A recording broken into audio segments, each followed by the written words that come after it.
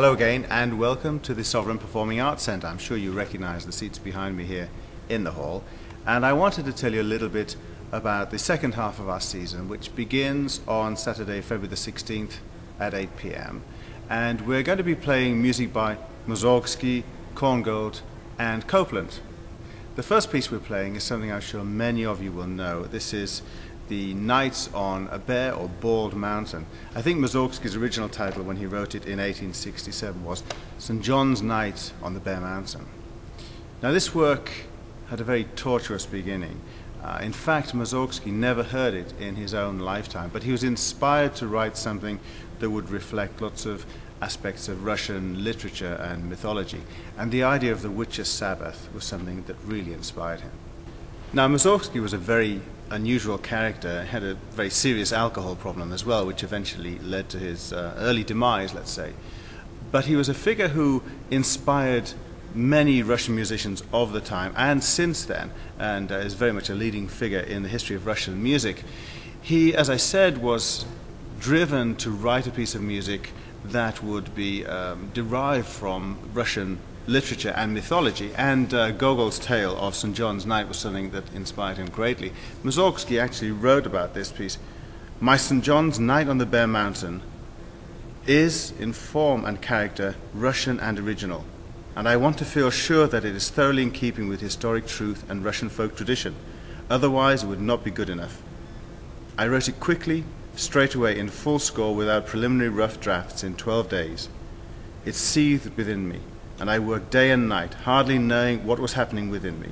And now I see in my wicked prank an independent Russian product, free from German profundity and routine, and, like my Savishna, grown on our country's soil and nurtured on Russian bread.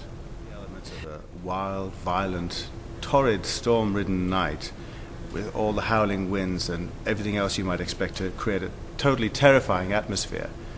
But in the end, the church bells are heard in the distance, and much as Mussorgsky wanted, civilization through the form of Christianity prevails, and the Christian faithful walk off to church.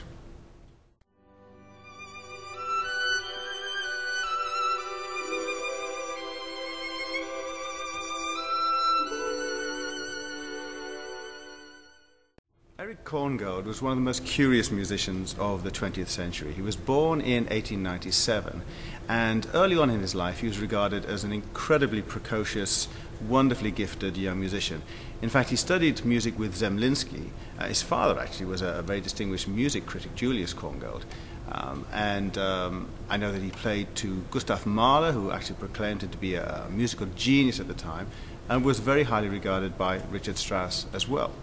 Now, initially, he pursued a career as a concert conductor in Europe and had notable successes with operas and concert works. I think the most well-known work of his was Die Tote Stadt from 1920.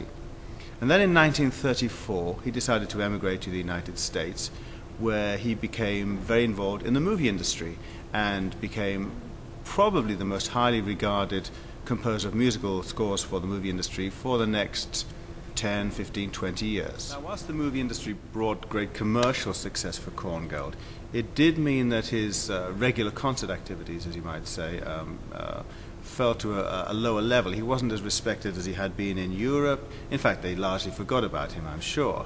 But in 1938, he decided that he'd had enough of writing movie scores and was going to try and write more for the concert stage and things like this. And he was back in Europe. But actually the movie industry, I think, saved Korngold's life, you could say, because Warner Brothers decided they wanted to persuade him to write the score for their latest blockbuster, which was The Adventures of Robin Hood with Errol Flynn. And they found Korngold in Austria, who was conducting an opera at the time, and persuaded him to come back to the States. Very good job that they did, because before Korngold had arrived in California, the Anschluss had begun in Europe, and European history took its course. The violin concerto was written in 1945, and it was actually as the result of a lot of cajoling from the violinist Bronislaw Huberman, who persuaded Korngold to write this work for him. But it was actually premiered in 1947 by the great Jascha Heifetz. And of course, once Heifetz had put his seal of approval on this. It didn't just matter that this was a great piece of music, it was definitely going to be a success, and has come down to us today as Korngold's most popular and most well-known piece of concert music. The concerto is both virtuosic and highly lyrical. It's very much in a late 19th century vein, and you can just feel Hollywood and the movies oozing from every bar in the music. Not surprisingly, it draws substantially from a lot of Korngold's movie scores, really for the main thematic material.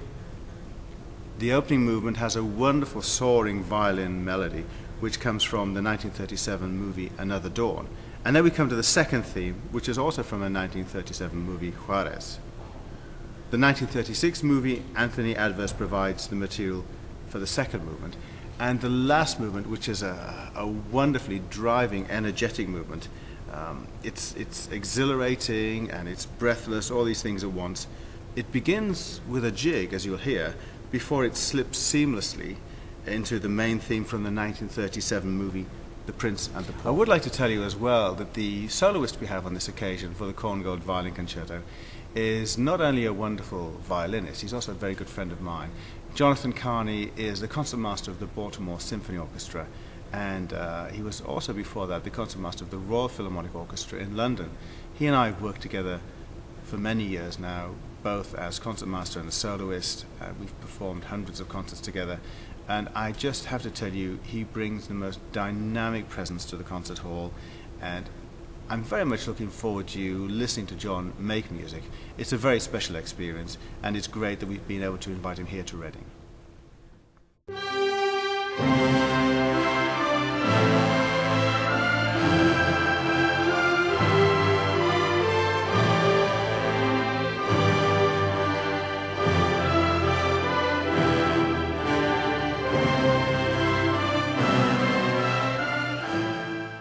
Copeland is probably the most highly regarded of all American composers internationally.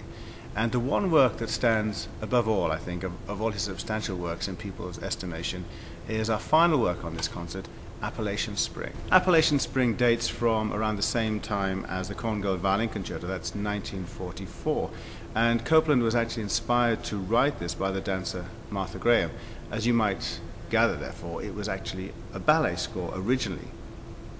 Now, when Copeland first wrote this, he wrote it in 14 sections, and I think it was a particularly difficult work for him to write. It took a long time to compose, and it's come down to us in its most successful form as 8 sections extracted for that and written into a very wonderful orchestral suite. The story is about a celebration. It's after the building of a new Pennsylvania farmhouse by settlers in the 1800s. The central characters are a newlywed couple, one of their neighbors, and a revivalist preacher and his followers. The opening is very hushed, very still. It's like the dawn of a new day before we go into a much more energetic and lively section. After this, the music reflects a variety of situations and emotions. We have the couple alone, we have square dancers, and we have the revivalist and his flock. And then we get to the most outstanding and well-known section of this whole wonderful ballet. And that's when the bride and the groom, who are going around their normal daily business, are accompanied by a set of 5 variations on the shaker melody, Simple Gifts. The work ends with a remarkable feeling of stillness and contentment, I suppose, much like the opening of the work, and we're left with the couple, to quote Copeland, left quiet and strong in their new house. Well, that's enough of talking about music. If you're like me, you enjoy listening to music a lot more, and we're about to make some music here with our wonderful Reading Symphony Orchestra, as you can see on stage. And I very much hope that you'll join us on Saturday, February the 16th at 8 p.m. here at the Sovereign Performing Arts Centre. I very much look forward to seeing you there.